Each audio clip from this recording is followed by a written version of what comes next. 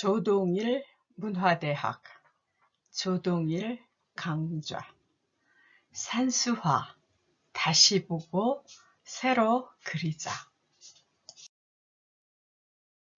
옛사람의 산수화를 다시 보고 새로 그리면 정신이 맑아지고 생각이 깊어집니다. 조동일 강좌 산수화 다시 보고 새로 그리자.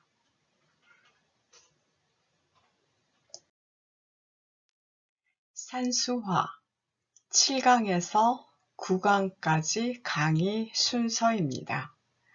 7강 고풍불식, 8강 산고지고, 9강 훈풍기봉. 옛사람의 산수화를 다시 보고 새로 그리면 정신이 맑아지고 생각이 깊어집니다. 내 나름대로 그린 못난이 산수화 300점, 산산수수라는 책에 내놓은 것들을 화면에 올리고 하고 싶은 말을 합니다. 누구나 자기 산수화를 우선 마음에 그리도록 돕습니다. 산수화 다시 보고 새로 그리자. 8강 산고지고, 산고지고, 황혼별경, 심룡동구, 상하생극, 해촌한일, 정상하처. 그림 3점을 다시 봅시다. 43번은 산고지고입니다. 44번은 황혼별경이라고 했습니다. 45번은 심룡동구입니다. 하나하나 보고 다시 하나씩 보며 이야기합시다. 43번 방표암 산고지고입니다. 표항 강세황을 따라 그린 산이 높고 뜻도 높다라는 그림입니다. 산이 높으면 뜻이 높은가요? 높은 산에서 뜻을 높이려고 집을 높은 데다 지으면 어딘가 잘 살펴보지도 않고 높은 것만 택해서 지으면 위태롭기만 합니다.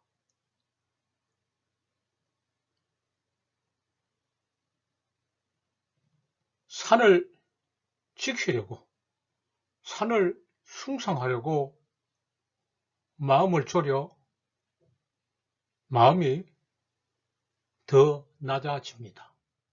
산이 높으면 높을수록 마음은 더 낮아집니다. 산이 높다고 해서 마음이 높은 것은 아닙니다.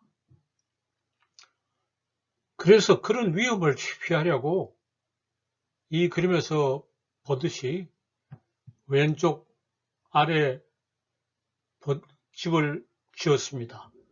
낮은 데다 지으면 어떻게 되는가? 위에 큰 바위가 굴러 떨어지는 것 같습니다. 산을 높다고 집을 위에다 지어도 되지 않고 자기를 낮춘다고 밑에다 지어도 되는 거 아닙니다. 이게 무슨 말을 하려고 하는 겁니까? 이 그림이 산이 높다 낮다 하는 것에 의지하지 말고 산 덕분에 자기가 높아지려고 하지 말고 자기 뜻을 스스로 높여야 한다는 말입니다. 자기가 스스로 자기 뜻을 높이면 높은 산이 되는 겁니다. 높은 산에다 의지하고 그 덕분에 그것을 이유로 해서 자기가 높아지려고 하는 모든 노력은 헛됩니다. 자기가 자기의 뜻을 스스로 높여야 합니다. 다른 길은 없습니다. 이 그림을 보면 위에 집을 지어도 불안하고 앞에 밑에다 집을 지어도 불안합니다. 산에 의존하려고 하는 것은 이렇게 해도 저렇게 해도 불안하고 뜻한 바를 이루지 않습니다. 예, 자기가 스스로 뜻을 높여 높은 산이 되면 아무런 위험도 없고 근심 걱정도 없습니다. 이 그림을 보면서 근심 걱정을 위험을 느끼면 무엇이 잘못된지 알고 스스로 깨달아야 할 것입니다.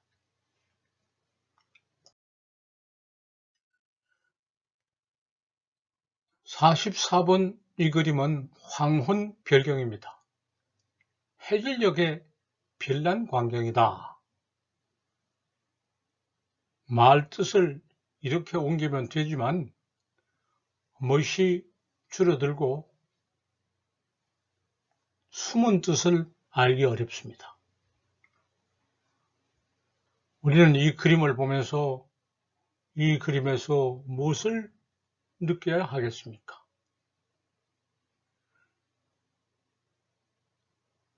해질녘의 황혼은 어둠에서 밝고 밝음에서 또한 어둡습니다.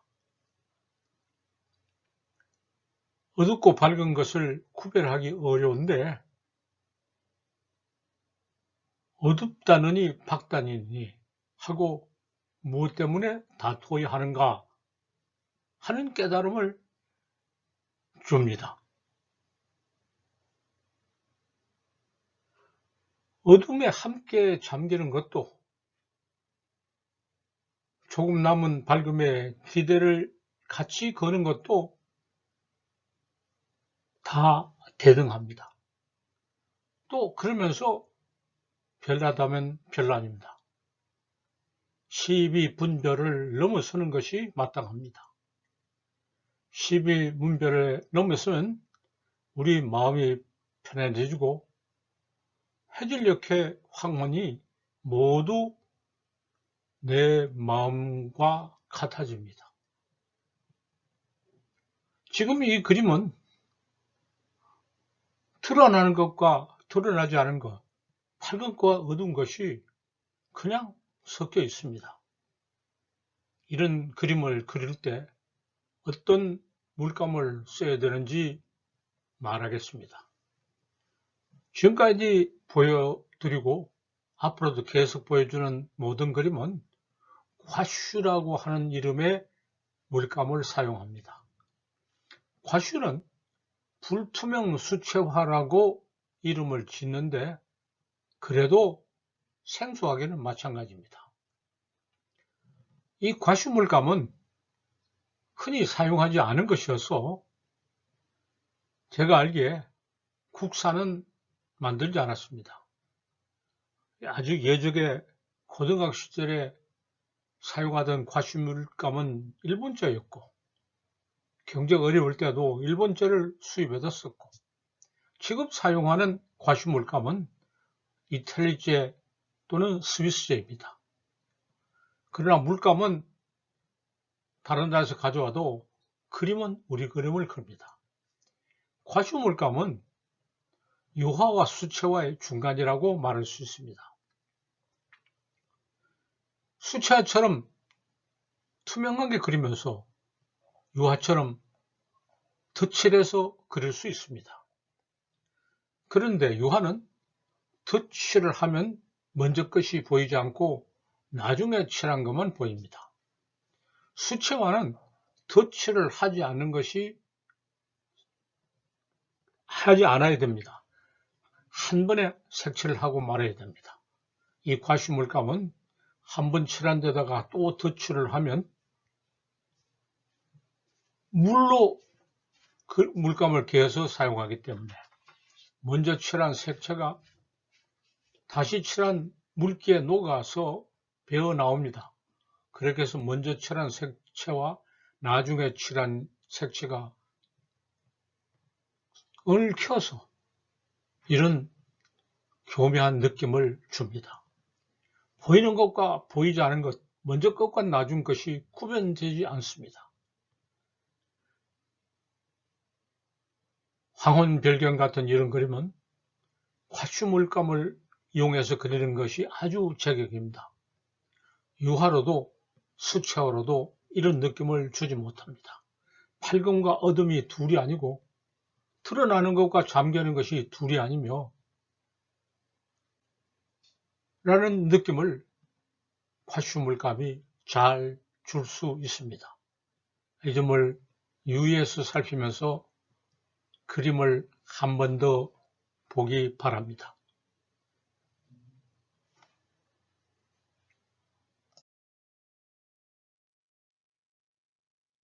45번 이 그림은 방겸제 심용 동거입니다. 겸제 정선을 따라 그린 용이 있는 곳 입구차기입니다. 보이지 않는 저쪽 골짜기 물이 흘러내려오는 곳에 용이 있다는 말을 듣고 호기심과 두려움이 엇갈립니다. 이것은 미지의 무엇을 찾아갈 때 언제나 그런 것입니다. 호기심에 들떠 찾아가면서 두려움을 느끼고 혼자 가지 못하고 착당을 합니다. 며칠 함께 갑니다. 미지의 세계를 탐구하는 것이 모두 이와 같습니다. 저 골짜기 희미하게 보이는 산 그곳에 흘러가는 물 어디에 용이 있다고 찾아 들어가면 어떤가요? 예, 골짜기는 계속 이어지고 용은 항상 저 너머에 있는 것 같습니다. 이런 탐구가 끝없이 계속되고 용은 끝내 모습을 나타내지 않습니다. 왜 그런가요? 찾고자 하는 용은 저쪽에 있지 않고 우리 마음속에 있습니다. 우리 마음속에 있는 용을 우리 마음속에서 찾아야 할 것이 저쪽에 있다고 가정하고 투영시켜 놓고 찾아 나가는 겁니다. 찾고자 하는 것이 우리 마음에 있다는 것을 알면 탐구가 이루어집니다. 우리 마음속에 있는 용이라고 생각되는 것이 얼마나 경이로운지 자문자답을 하는 것이 탐구의 도달점이고 탐구에서 얻는 결실이라고 하고 있습니다. 이 모두 보이는 흘러내려오는 물 곁에 있는 바위, 저 멀리 있는 산이 모두 우리 마음속의 풍경이다. 우리는 우리 마음속의 것을 찾고 있다. 이렇게 생각하는 것이 마땅합니다. 저 밖에 멀리 무엇이 있다고 하는 것은 우리 마음이 그렇게 투영된 것이다 라고 생각하는 것이 마땅하지 않을까, 이런 생각을 하면서 이 그림을 구석구석 들여다보면 새삼스러운 감동을 받게 됩니다. 그림 3점을 다시 봅시다. 46번 상하생극, 47번 해촌한일, 48번 정상하처입니다. 하나 보고 다시 하나씩 자세히 보기로 하겠습니다. 46번 상하 생극입니다. 아래 위에 상생과 상극이라고 옮기면 말이 번다하고 뜻이 모호해집니다. 상산과 하수, 상생과 상극이라는 용어를 사용하면 더 좋습니다.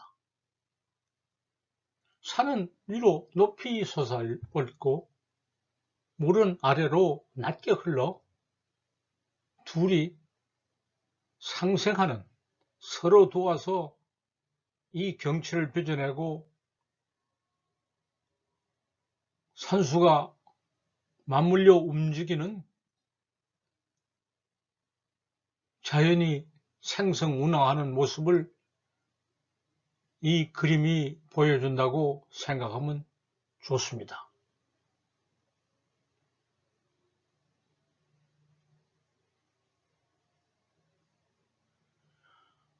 산을 낮추려고 하고 물이 치솟아 올라가는 것은 상극입니다.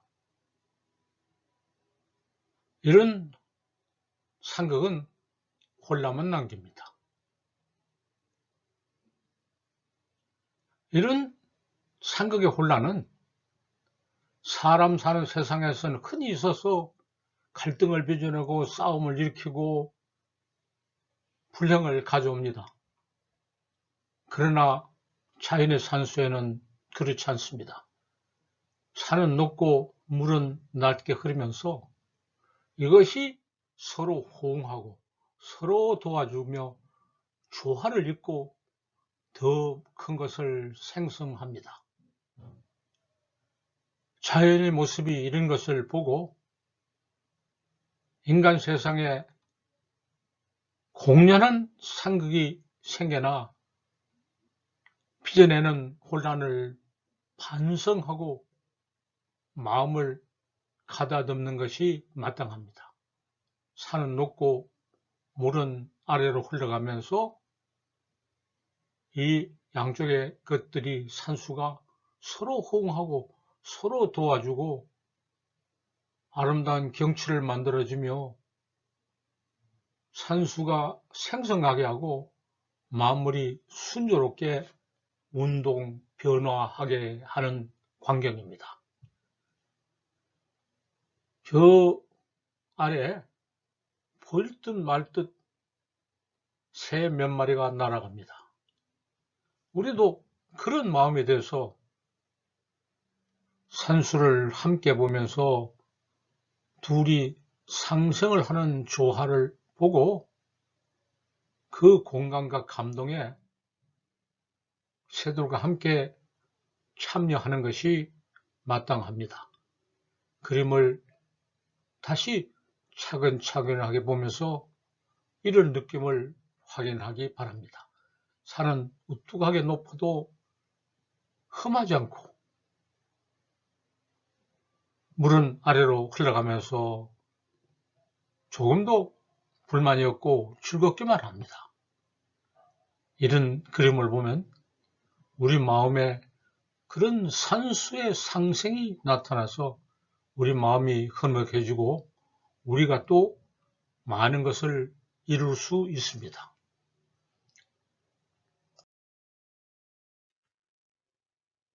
47번 이 그림은 해촌한일이라고 했습니다. 바닷가 마을 한가할 날입니다. 어디 있는 어떤 마을을 그렸으며 얼마나 잘 그렸는지 자랑하면 어렸었습니다. 어떤 마을을 이런 것이라고 알려주라고 그린 것은 아니고 그림 솜씨가 훌륭하다고 자랑하려고 그린 것도 아닙니다. 있는 그들의 경치를 묘사적으로 모셔오려고 하는 것은 마음에 지닌 사연을 토로하는 필력이 모자라는 탓입니다. 이 그림을 보면 산이 마을을 끼고 누워 겨울을 필 수 있습니다. 이것은 바다가 포근하게 감싸주고 있기 때문입니다. 배 몇 척이 바다와 육지 양쪽을 대강 이어주고 있습니다. 이런 느낌을 묘사력이 아닌 필력으로 나타내서 바닷가 한가운 날 한날의 모습을 통해서 내 마음을 나타내려고 했는데 한두 번 붓질로 충분히 나타내줘는 얘는 필력이 모자라서 여러 번 붓질을 하고 덧칠을 하고 색을 칠한 것을 부끄럽게 생각합니다. 많이 모자라는 것을 반성합니다. 이 그림은 잘 그렸다고 자랑하는 게 아니라 못 그리고 엉성한 것을 보여주면서 우리 함께 반성하고 마음을 가다듬고자 합니다.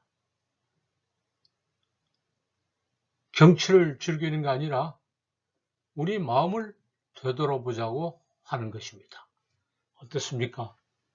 그렇게 보이고 느껴지는가요? 48번 이 그림은 정상하처입니다. 정상 꼭대기가 어디 있느냐 하는 뜻이라는 말은 글에는 빠져 있군요. 정상이 어디 있느냐 하는 말은 정상이 어디 있단 말인가? 아니 정상에 올라가서 무엇을 하겠다는 말인가 하는 질문을 우리에게 던집니다. 정상에 올라가서 아래를 내려보면 무섭습니다. 평지와의 거리, 그 사이에 있는 모든 장애물이 무슨 악업이라도 되는 것 같습니다. 정상에 오르면 하늘이 낮아지리라고 여겼는데 더 높이 보입니다. 이것은 무슨 까닭이겠습니까? 이 그림을 보고 생각합시다. 높이 오르는 것 자체는 용서받을 수 있는 죄는 아니고 크게 나무랄 것은 아닙니다. 누구나 그렇게 생각합니다. 더 높이 오르려고 하는 그 차등의 욕구, 차등의 상위에 오르는 욕구가 충족되면 더 커지는 것을 막을 수 없고 차등이 더 커집니다. 그것이 문제이죠. 이것이 문제이고 잘못인 것을 깨달으면 내려오는 길을 아주 있기 전에 발길을 돌려야 할 것입니다. 정상이 어디 있느냐? 정상이 도대체 어떤 곳인가? 올라가서 무엇을 할 것이냐? 이런 의문을 우리에게 던집니다. 이 그림을 보고 악업 같다고도 하는 그 잘못된 생각을 마음에서 씻어내는 것이 마땅합니다. 우리가 지은 업이므로 우리가 스스로 씻어낼 수 있습니다. 씻어내면 마음이 편안해집니다.